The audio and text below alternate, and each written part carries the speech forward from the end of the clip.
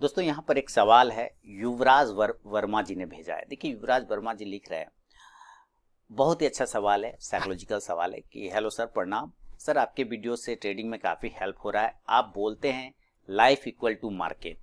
Sir मैं real life में शांत स्वभाव का हूँ, लेकिन मुझे खुद पर बहुत घमंड है। ये चीज़ें मुझे मार्केट में भी इफ़ेक्ट करता है। प्लीज़ हेल्प मी, मैं कैसे अपने ईगो को कंट्रोल कर सकता हूँ रियल और ट्रेडिंग लाइफ में, प्लीज़ हील।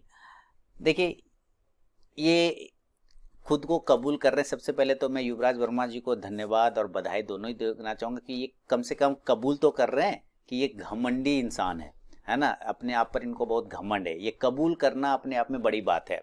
लोग यहाँ पे कबूल ही नहीं करते हैं, स्वीकार ही नहीं करते हैं अपनी गलतियों को। आप वर्मा साहब बहुत ही हिम्मत वाले व्यक्ति हैं, इसलिए आपको बधाई दूंगा मैं कि आपने अपनी माइनस चीज़ों को, जो निगेटिव चीज़ें, आप उसको कबूल कर रहे हैं। देखिए अगर आपने कबूल कर लिया, अगर आपने स्वीकार कर लिया, तो आपने सुधार करने का शुरुआत कर लिया। सीधा समझिए, जो स्वीकार करता है अपनी गलतियों को, वही सुधार करने की क्षमता रखता है अपनी गलतियों में।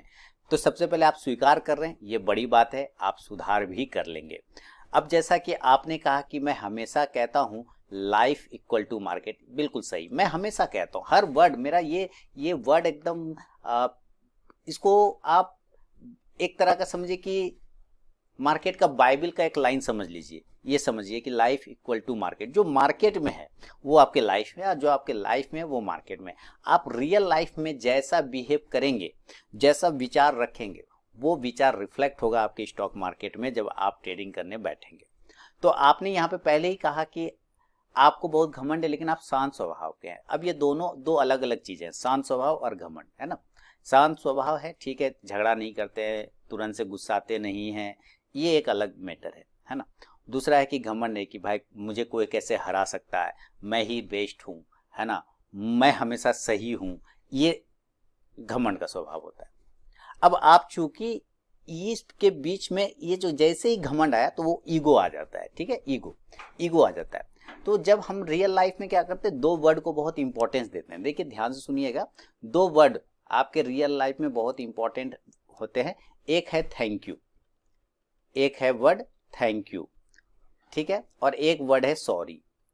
ये दो ऐसे वर्ड हैं जो आपके रियल लाइफ में इसको अगर आप इंप्लीमेंट करना स्टार्ट करेंगे, क्योंकि मार्केट इक्वल टू लाइफ, तो आपको मार्केट में इंप्लीमेंट करने से पहले आपको अपने रियल लाइफ में इंप्लीमेंट करना होगा। रियल लाइफ, सोशल लाइफ जो आप जी रहे हैं जीवन, उसमें इस दो वर्ड को इंक्लूड करना होगा। कैसे इंक्लूड करना होगा? जब कोई आपके लिए अच्छा काम कर रहा है, या आपको किसी से फायदा हो रहा है, या आप किसी को शुक्रगुजार है, या किसी कारणवश आपका किसी काम बन गया किसी व्यक्ति के कारण, तो उसको जाने अनजाने एक बार थैंक यू जरूर बोलिए, जरूर बोलिए। दूसरी बात है सॉरी। यहाँ हम जब दो व्यक्ति झगड़ा करते हैं तो दोनों एक दूसरे को ये कहते हैं कि तुम हमको पहचानते हो, हम कौन है, हम कौन है, तुम हमसे बहस कर रहे हो, हमको तुम पहचानते हो। आपको ये वर्ड यूज ही नहीं कर रहा है। आपको सिंपल सिंपल जानना है कि आप मुगल साम्राज्य के वंशज नहीं है। अपने आप में बोलना है कि मैं कौन सा मुगल साम्राज्य का वंशज हूँ जो अपने मन में ईगो पालूंगा। कौन सा महाराणा प्रताप ने मुझे पाला पोसा है जो मैं अपना ईगो रखूंगा? नहीं, किसी का ईगो इस संसार में नहीं टिकता। रावण का नहीं टिका तो आपका मेरा क्या टिकेगा? अपने मन में ये बोलना है। जब रावण का नहीं टिका तो आप एक साधारण मनुष्य का क्या टिकेगा, क्या हैसियत है? तो आपको क्या बोलना है? रावण ने जो नहीं बोला था राम से, वो आपको पहले बोल देना है, सॉरी। अगर रावण पहले ही बोल देता, राम जी सॉरी गलती हो गई, ले जाओ अपनी वाइफ को, तो होता रामायण? नहीं होता। मराता? वो नहीं मराता। बस ये सॉरी बोलना है आपको। आपकी गलती हो ना हो, डजेंट मैटर। अगर एक सिंपल सा सॉरी बोल देने से अगर बड़ी से बड़ी समस्या खत्म हो जा रही है, तो सर इसको बोलने में क्या खर्च हो रहा है? कुछ भी खर्च नहीं हो रहा है। और ये कौन सा आपको पैसा लगा के बोलना है कि पैसा से खरीदेंगे सॉरी तब बोलेंगे? ऐसा भी नहीं है, वर्ड है, उसको बोल देना है। देखिए उसका अगले का भी शांत हो जाएगा आपको। इसी तरह से यही चीज आपके मार्केट में करना है। अगर मान लीजिए कि मार्केट में आपकी स्टॉप लॉस कट गए, तो मार्केट को कहिए सॉरी, हे मार्केट देवता, आज गलती हो गई मुझसे, मैं सही जगह एंट्री नहीं कर पाया, ये लीजिए दक्षिणा यानी कि स्टॉप लॉस, गलती हो गई, मैं कल फिर आऊंगा, सही एनालिसिस करके आऊंगा। हो गया।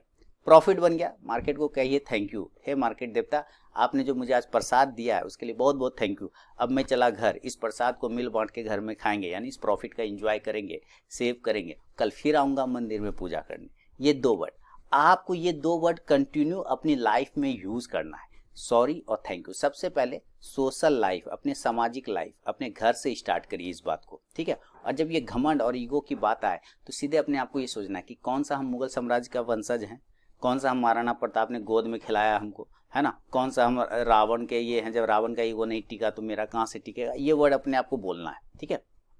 देखिए स्वाभिमान होना अलग है, घमंड होना अलग है, इस दोनों में लोग अंतर नहीं कर पाते। लोग अपने ईगो को ही स्वाभिमान बोल लेते हैं। कुछ लोग क्या होता है अपना ईगो को ही स्वाभिमान बनाए, हम स्वाभिमानी है। अरे आप कैसे कह सकते हैं कि आप स्वाभिमानी है? आपको सामने वाला जब तक नहीं बोलेगा, क्योंकि अगर कोयला अपना दाम बताता है, नहीं बताएगा, हीरा भी अपना दाम नहीं बता पाता है, दोनों मूल्यवान चीज़ है लेकिन दोनों अपना वैल्यू नहीं बता पाता है, तो दोनों का वैल्यू सामने वाला बताता है ना, कि तुम्हारा क्या वैल्यू है। इसी तरह आपका वैल्यू, आपका अंदर में ईगो है कि वो स्वाभिमान है, वो सामने वाला डिसाइड कर, आप खुद डिसाइड नहीं कर पाएंगे। आपको लगेगा कि वो आप स्वाभिमानी हैं, आपके अंदर सेल्फ रिस्पेक्ट है, लेकिन नहीं, वो ईगो होता है, ठीक है। तो आपको ईगो और स्वाभिमान में डिफरेंस करना है, और ये थोड़ी प्रैक्टिस और अभ्यास के बाद, और इस 2 वर्ड को कंटिन्यू यूज करने के बाद, सॉरी और थैंक यू अपने सोशल लाइफ में जब आप यूज करेंगे तो आप बोलिएगा ज्यादा नहीं, याद रखिए बोलना ज्यादा नहीं है बल्कि करना ज्यादा है। बात समझ रहे हैं? आपको बोल के किसी को जवाब देने की जरूरत ही नहीं है, अपने काम के थ्रू जवाब देने की कोशिश करना है। अगर ये कुछ चीजों को आप कर लेते हैं युवराज जी, तो उम्मीद है आपके सारे समस्या सॉल्व हो जाएंगे। तो बाकी मैं अपने व्यूवर से भी कहना चाहूंगा कि क्या मेरा सलाह, क्या मेरा जो सोच है गलत है? अगर गलत है तो आप अपनी तरफ से युवराज जी को कुछ सलाह देना चाहें तो कमेंट सेक्शन में जरूर दीजिए। और युवराज जी अगर आपको 1% भी फायदा हो रहा है तो मुझे कमेंट करके जरूर बताएं। तो ये था युवराज वर्मा जी के सवाल पे मेरा अपना जवाब। बहुत अच्छा सवाल था युवराज जी, बहुत, ये लगभग कॉमन लोगों की ये परेशानी है। कभी मैं भी इस तरह से जूझा करता था, कभी मैं भी स्ट्रगल करता था इस तरह की चीज़ों को कि आई एम ऑलवेज राइट। नहीं, I am always not right. कभी कोई हमेशा सही हो ही नहीं सकता इस संसार में, कभी नहीं हो सकता। स्वयं ईश्वर भी नहीं होते, उनसे भी गलती हो जाती है, तभी तो इंसानों को बनाया उन्होंने, है ना। गलती ही तो है, हम लोग उनकी गलती ही है, क्रिएशन नहीं है, गलती है। क्योंकि आज देख रहे हैं एक दूसरे को ही मार रहे हैं, तो ये चीजें हैं। आज इन भगवान भी सोच रहे हैं क्या गलती कर दिया इन लोग को बना के, है ना। तो ये समस्या है, इसलिए सही हर वक्त कोई नहीं हो सकता, सही हर वक्त कोई नहीं हो सकता, गलती होता है। बस आपको सॉरी और थैंक यू का यूज करना है अपने अपने जगह पे, ठीक है युवराज जी। चलिए बहुत बहुत धन्यवाद।